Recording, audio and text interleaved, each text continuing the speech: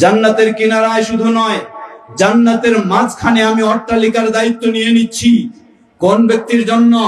ওই ব্যক্তির জন্য মান তারাকাল কাযিবা ওয়া ইন কানা মাযিহা, যে ব্যক্তি মিথ্যাকে বর্জন করে, মিথ্যায় যায় না, মিথ্যায় লিপ্ত হয় না, মিথ্যায় আশ্রয় নেয় না, মিথ্যা বলে না, ওই ব্যক্তির জন্য আমি জান্নাতের মাঝখানে একটি অট্টালিকার দায়িত্ব নিয়ে নিচ্ছি। সুবহানাল্লাহ।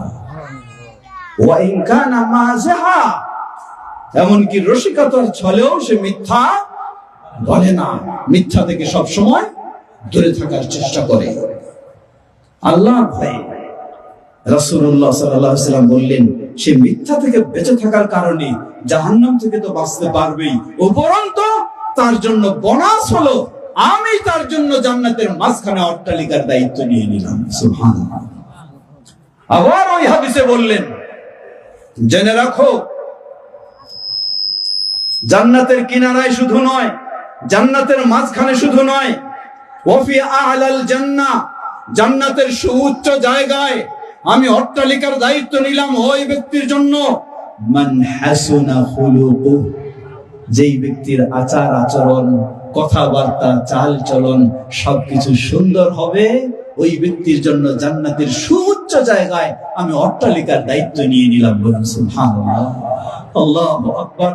সামান্য একটু কাজের জন্য, একটু স্বার্থের জন্য কত রকমের দুর্ব্যবহার করি, কত রকমের মিথ্যা বলি, কত রকমের ছলচাতুরি করি, কত রকমের প্রতারণা করি, কত রকমের বিশ্বাসঘাতকতা করি, কত রকমের জুলুম করি, কত রকমের অন্যায় করি, কত রকমের অবিচার করি, কত রকমের খারাপ পর্যায়ে চলে যাই, আদর্শ হারিয়ে ফেলি।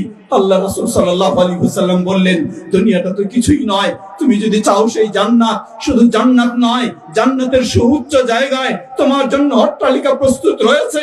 সেই অট্টালিকার দায়িত্ব রাসূলুল্লাহ সাল্লাল্লাহু আলাইহি ওয়াসাল্লাম নিলেন, যদি আমি আমার আদর্শকে, আমার স্বভাব চরিত্রকে একটু ভালো করতে পারি, সুন্দর করতে পারি। আল্লাহু আকবার। আল্লাহ আমাদেরকে সেই জান্নাতের পথে অগ্রসর হওয়ার তৌফিক দান করুন।